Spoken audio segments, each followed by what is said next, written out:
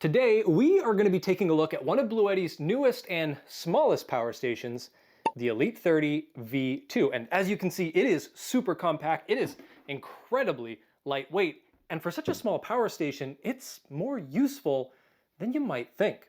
So in this video, I'm going to explain why I have been so impressed with the little Elite 30. And of course, I'll also walk you through its specs. We'll talk features, and I'm going to put it to the test, including a test that, well, Bluetti probably doesn't want me to do. So let's dive in.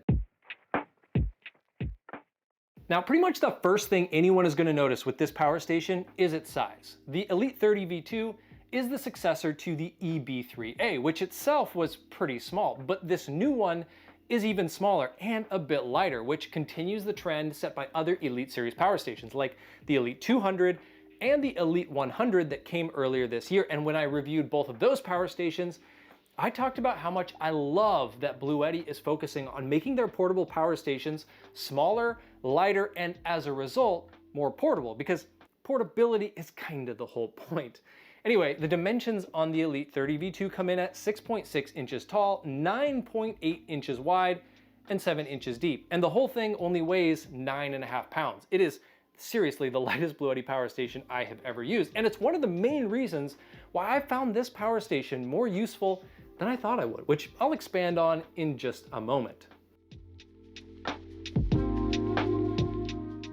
First though, let's talk about the specs. The Elite 30 V2 has 288 watt hours of capacity with a maximum continuous output of 600 watts. But Bluetti claims that in its powerlifting mode, this tiny thing can handle up to 1500 watts of output, which is a lot. And I'll test that claim out to see if it's really true a little bit later in this video. Now, when it comes to charging, it can be fully charged with the included AC cable in about 70 minutes. And speaking of included cables, it comes with two of them. One, of course, is the AC cable right here, and the other is a car charging cable that looks just like this. Now, I have been critical at times when it comes to Bluetti power stations and the cables they supply, because sometimes it doesn't really seem to make a lot of sense. But I will say, I think they got it right this time. This is the sort of power station where car charging actually makes a lot of sense. And it's how I think a lot of people will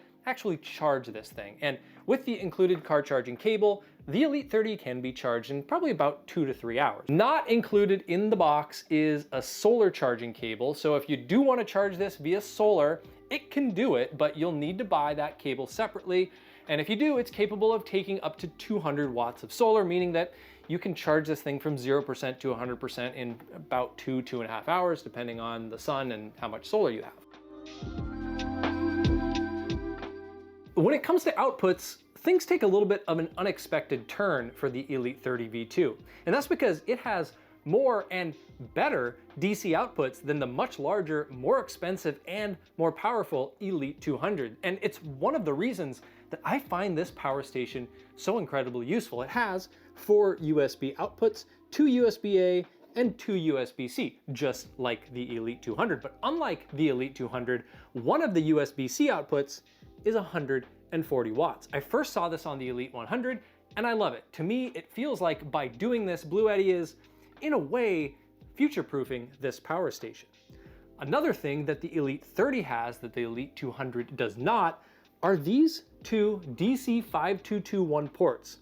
And if you pick up an adapter like this, it gives you the ability to power multiple 12-volt devices. One through the 12-volt outlet on the unit itself, and then two more, up to two more, by using the 5221 ports.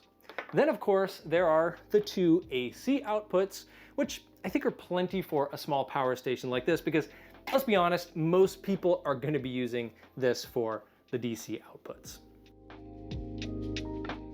By now, you've heard me mention a few times that I feel like this power station is surprisingly useful, more so than I thought it would be. But if you're just looking at the specs, you might be wondering, well, how? Because obviously, this is not going to be powerful enough for electric cooking at camp in any meaningful sort of way, or even powering a fridge for more than a day is probably too much to ask of it.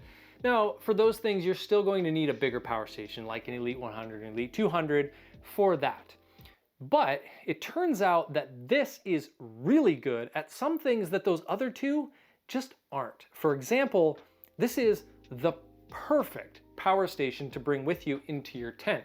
Because it's so small, it's not going to take up much space, but on a cold night, for example, it'll run a heated blanket all night long with no problems. I've tested this with my heated blanket. It ran it all night with plenty of power left to spare.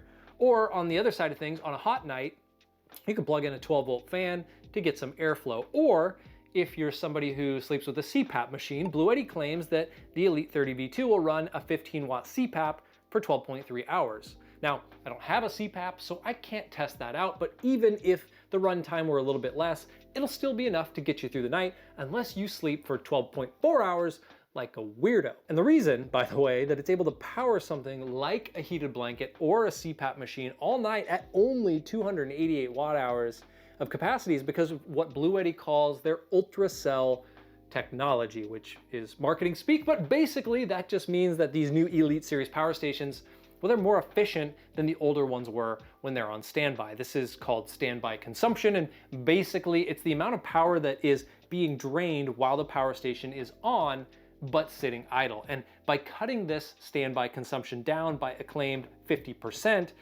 it makes that 288 watt hours feel like more than it really is. I suppose I should also mention, this thing is quiet. Unless it's really under load, you pretty much do not notice the fan, which of course is also important if you're gonna be sleeping next to it. So yeah, as something to bring into a tent at night, it is about perfect, at least in my opinion. But it's also a great portable charging hub for DC devices, and that's the other way that I found myself using it. At camp, I'll just move it around wherever I need it based on what I need to charge, if I need to charge my camera gear, if I need to charge things in the camper, whatever. Because it's so light that it doesn't feel like a chore like moving around other power stations does. And at home, my wife and I have been using this as a really convenient just charging station. We kind of just leave it tucked into a corner of our living room and use it to charge our phones, our watches, our earbuds, fitness trackers, you know, all that stuff that you need to charge at home, because it has 4 USB outputs. It makes it really convenient for that purpose.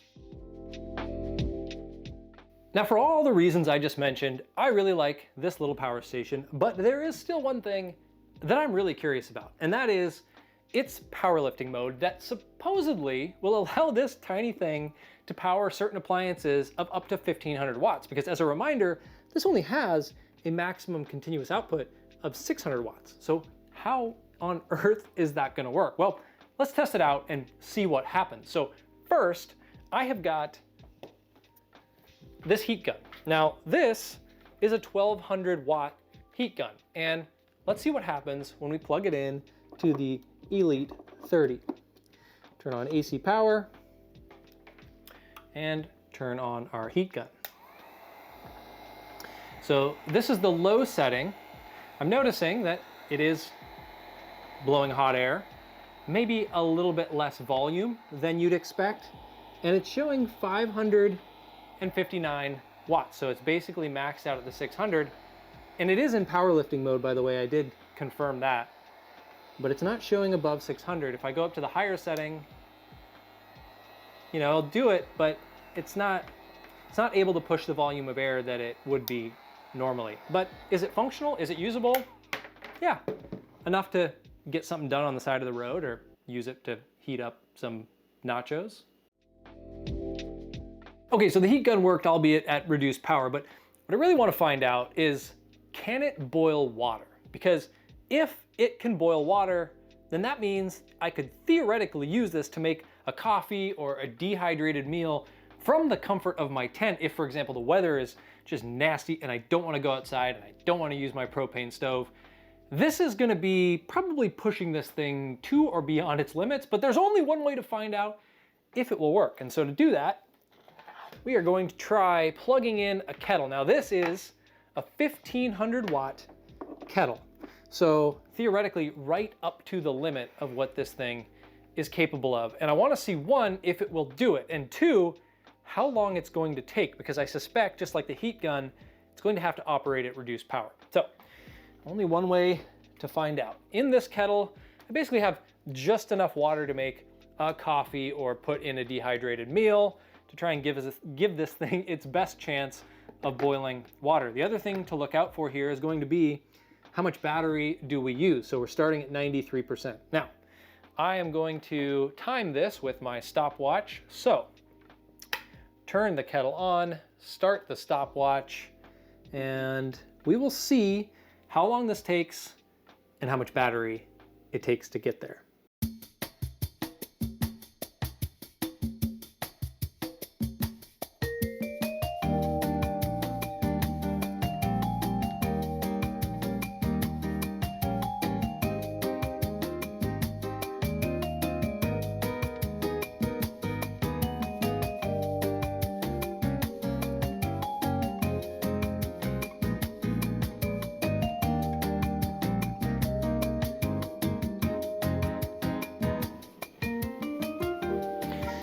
Okay, so it has been 10 minutes and 34 seconds. I don't know if you can tell on camera, but the water is boiling. You can see the steam coming out. It's sort of a low boil, but it is boiling. And we have gone from 93% battery to 66% battery. What's interesting is it looks like it's been keeping it right around 350 watts. Now, I don't know if that has to do with this particular kettle or if it's, I don't know why it's not closer to the 600 watts, but it's about 350. So I did test this, by the way, with the Elite 200, and to boil this water took like a minute and a half at 1500 watts.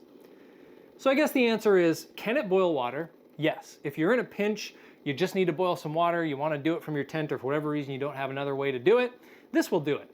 But I think it also proves that that's really not what this is for. However, I do have to say it is rather impressive that a tiny power station with a maximum continuous output of 600 watts is able to power a kettle and get water to boil in just around 10 minutes time. So anyway, I would consider that a successful test. Good job, Bluetti. So that's the new Elite 30 V2. I really like this power station for its small size, its lightweight, and its true portability. Now, of course, it's not going to replace my larger power stations when it comes to electric cooking or powering a fridge on multi-day trips, or probably even boiling water, as we just found out. But the thing is, where those power stations are often tucked away in my vehicle and can't be easily moved, especially since they're usually in a very specific spot and they need to stay in that spot to power my fridge, the difference is this one is free to be moved wherever I need it. And I really like that, and I'm really looking forward to using it up in my tent with a heated blanket this winter. Now, the last thing we need to talk about is price. Right now, the Elite 30 V2 is available on Bluetti's site for $219, which seems like a pretty good deal for everything that this little guy can do. And if you want to pick one up for yourself, you can save an additional 5% off by using code JEFF05OFF. Actually, that code works for any Bluetti power station, not just this one. So if you're gonna buy anything from Bluetti's site, you might as well use that code and save a few bucks. Anyway, I hope you found this video helpful, and thanks so much for watching. And as always, I'll see you in the next one. Cheers.